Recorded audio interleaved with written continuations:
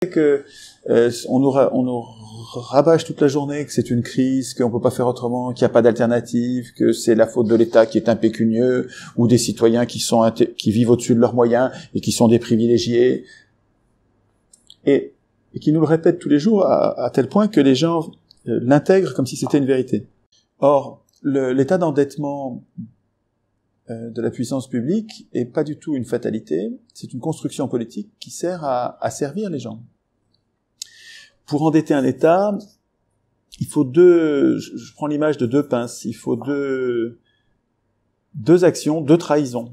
La première pince consiste à priver l'État de la création monétaire, ce qui est absolument décisif. Si les gens qui nous représentent décident que dorénavant la puissance publique ne pourra plus emprunter auprès de sa banque centrale, donc à taux zéro, gratuitement, et faire créer l'argent dont elle a besoin pour ses citoyens, et qu'elle doit, au lieu de ça, emprunter auprès des marchés financiers qui sont les riches du moment, du pays ou de l'extérieur, de l'étranger, si des représentants d'un pays, d'Espagne ou de France ou d'ailleurs, les représentants d'un pays décident que l'État ne peut plus créer lui-même la monnaie dont le peuple espagnol a besoin ou français a besoin, ces représentants trahissent littéralement le peuple et mettent en place une première pince qui fait que si l'État manque d'argent, il devra s'endetter parce qu'il ne peut plus créer l'argent dont il aurait besoin.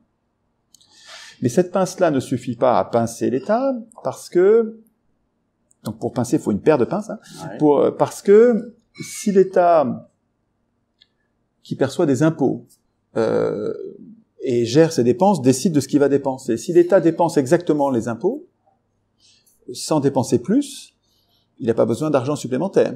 Donc, il n'a pas besoin de créer de la monnaie puisqu'il se sert des impôts, il n'a pas besoin d'argent. Donc, pour que le piège se referme, il faut arriver à endetter l'État, il faut arriver à ce qu'il ait besoin d'argent. Et donc, il faut que les mêmes représentants, les mêmes ou leurs successeurs, les mêmes qui avaient décidé de priver l'État de la création monétaire, décident de voter des budgets en déséquilibre. Nous, ça a commencé en 73. Probablement pas à cause de la loi 73, mais il se trouve que c'est à la même époque, à partir de 73 en France, mais c'est comme ça un peu partout, en Europe, je crois. Les parlementaires, c'est parce que c'est les parlementaires qui votent des budgets en déséquilibre, ont voté des lois de finances dans lesquelles l'État dépense un peu plus que ce qu'il gagne, commence à emprunter de l'argent. Donc c'est Giscard d'Estaing qui a lancé, tout de suite après 73, il a lancé un grand emprunt. Et ce grand emprunt, il fait que l'État a besoin d'argent. Mais on vient de dire qu'il n'avait plus de la création monétaire. Donc s'il a besoin d'argent, il faut qu'il emprunte auprès de ceux qui ont de l'argent. C'est les marchés, on appelle ça les marchés financiers, comme si c'était un dieu cruel. Et vous apercevez que, en fait, l'État n'augmente pas ses dépenses. Comment ils font pour voter les budgets en déséquilibre? Et ils le font depuis 40 ans, donc il faut augmenter une dette énorme. Aujourd'hui, on en est à 1800 milliards. On va arriver à 2000 milliards de dettes.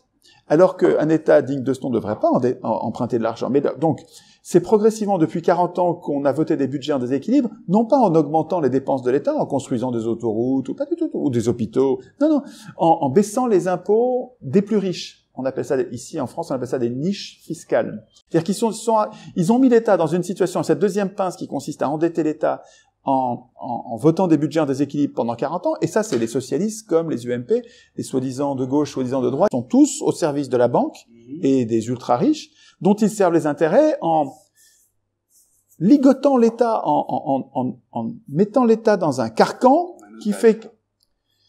Oui, comme un prisonnier, comme un forçat.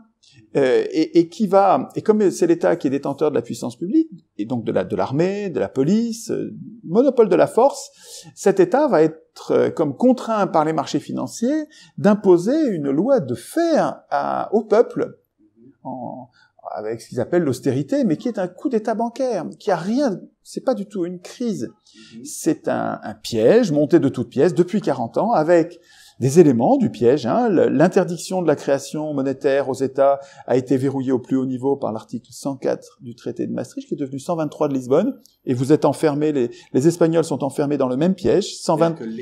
L'État ne peut plus emprunter auprès de la Banque centrale. L'État ne peut plus... S'il pouvait emprunter auprès de la Banque centrale ou emprunter au marché financier, il emprunterait à taux zéro, ça lui coûterait Ça lui coûterait rien en intérêt. Et là, il est obligé d'emprunter au privé. Au privé et de leur payer un intérêt ruineux Et non nécessaire. La dette, etc. C'est pas un piège économique. C'est un outil économique, mais qui constitue un piège politique. Une fois encerclé comme ça, un État ne peut plus faire que ce qu'on lui dit de faire. Il est